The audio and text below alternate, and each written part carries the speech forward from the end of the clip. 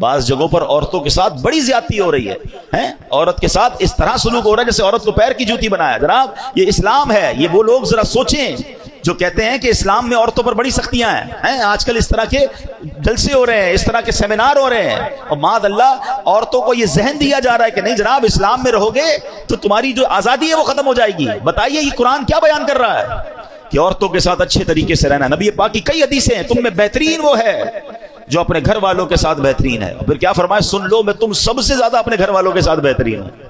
اللہ کے نبی فرما رہے ہیں، یعنی اسلام جتنا عورتوں کی آزادی، عورتوں کے لیے سکون، عورتوں کے ساتھ اچھا سلوک، عورتوں کے ساتھ زیادتی نہ ہو، جو اسلام بیان کرتا ہے دنیا کا کوئی مذہب بیان نہیں کرتا۔ بلکہ چلیے جناب میں تھوڑا سا اسلام سے پہلے کی بات آپ کو بتاؤں۔ بہت سارے مسائل ہیں کہ انسان نے پہلے عقل کے ذریعے اس کو حل کرنے کی کوشش کی، دین کی طرف نہیں آیا۔ اب ذرا غور کیجئے، مسئلہ جو نسوانیت ہے، فیمنزم ہے، عورتوں کے حقوق کا مسئلہ، ذرا اس پہ بات کریں تو صدیوں سے انسان اس کا حل تلاش کر رہا ہے۔ ارسطو اور افلاطون جیسے فلسفر تھے، جو فلسفی تھے، انہوں نے بہت مغز ماریاں کی اور عورتوں کی معاشرے میں کیا اہمیت ہے اس پہ غور کیا۔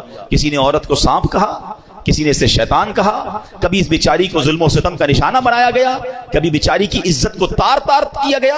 آج دیکھ لیں ترقی یافتہ دور کی مثال دیکھیں، یہ عقل پرست، دین بیزار غیر مسلم، انہوں نے عورت کو صرف ایک اشتہار بنا کے رکھ دیا ہے۔ یہ غور کیجئے نا، دنیا کے ہر اشتہار میں آپ کو عورت نظر آئے گی۔ یہ عورتوں کو بھی سمجھ نہیں آتی کہ ہم کیا یہ کھلونا ہے؟ مردوں کی آئٹم بیچنی ہے، مردوں کی چیز بیچنی ہے، اس میں بھی عورت کا اشتہار ہے۔ یعنی عورت کا کام یہ کر دیا گیا کہ اس کو ایک اشتہار بنا دیا گیا۔ یہ صرف دین اسلام ہے جو بتاتا ہے اگر عورت بیٹی ہو تو رحمت ہوتی ہے، بہن ہو تو عزت ہوتی ہے، ماں ہے تو اس کے قدموں تلے جنت ہوتی ہے، بیوی بن کر گھر میں آ جائے تو آدھا ایمان محفوظ ہو جاتا ہے۔ یعنی عورت کا ہر روپ اسلام نے بیان کیا کہ عورت کو جو عزت اسلام میں ہے۔ اللہ کرے کہ ہماری بہنوں کو یہ بات سمجھ آئے جو آج سمجھتی ہیں کہ اسلام میں سختیاں ہیں، قرآن نہیں پڑھتے نا، پہلے عورتوں کا کیا حال تھا، اور قرآن بار بار کہہ رہا ہے کہ عورت کے ساتھ آپ نے اچھا سلوک کرنا ہے۔